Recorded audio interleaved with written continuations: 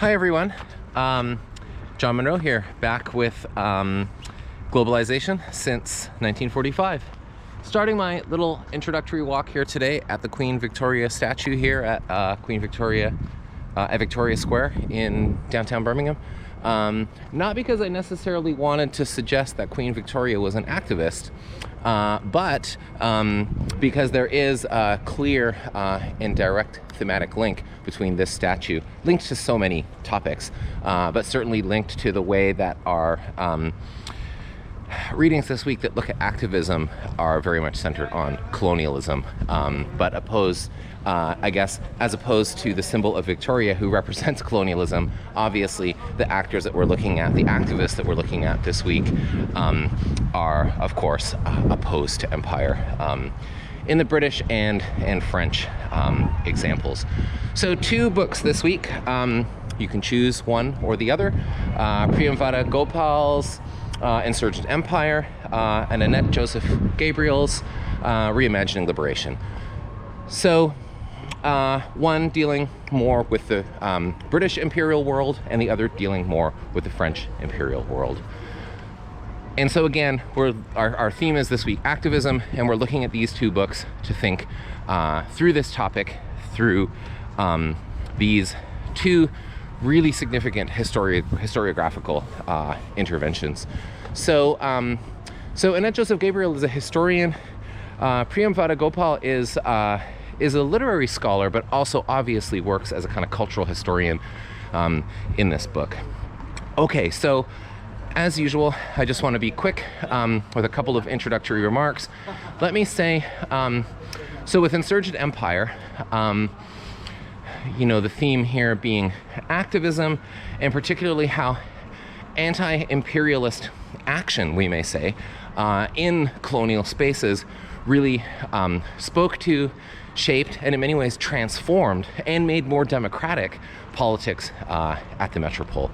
So you probably, if you have some sense of the historiography of the British Empire, an influential stream within that works led by people like Catherine Hall, by Saadia Qureshi, and others who have really shown that metropole and colonial spaces are very interlinked thematically, historically, and really, challenging the idea that the metropole is somehow separate from or not very directly sort of influenced by developments in the colonies.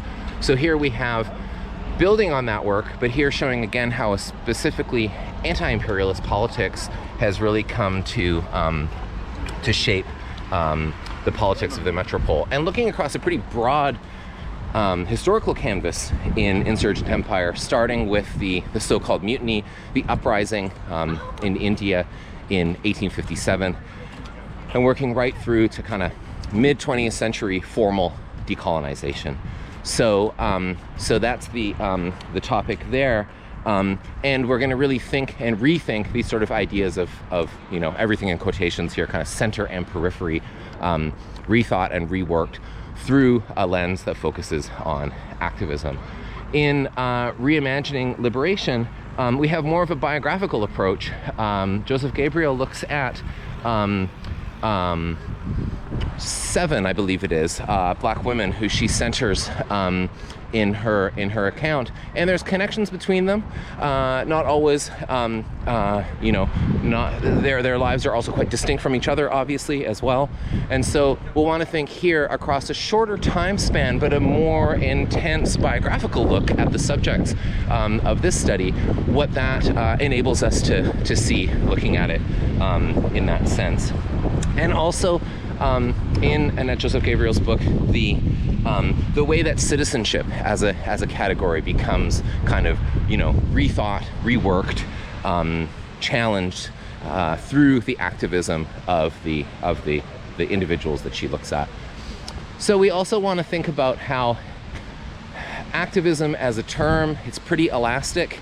If we did include Queen Victoria in active, we could imagine maybe a definition that would include someone like her, but the definition can be stretched to the point of meaninglessness. But at the same time, we do want to have a kind of rigorous working definition that does, that is capacious enough to certainly, understand the intellectual production that activism is very much a part of. And that was another reason why I wanted to film this part of the, to film this introduction here, because of course, now I've moved on from the Queen Victoria statue, and I'm now at the Birmingham Public Library.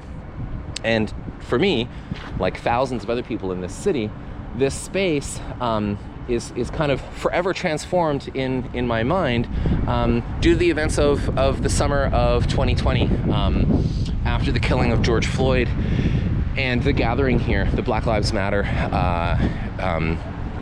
protest, demonstration, gathering that filled this entire space and really connected, obviously in activist politics around race, around colonialism, around demands for decolonization.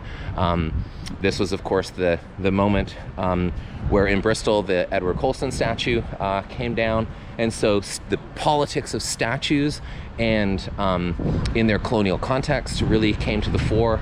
And so this is something that activism makes it's hard to measure in historical terms sometimes, but it does something, and we want to talk about the impact of activism on various historical phenomena that we've been thinking about in other weeks of this module as well.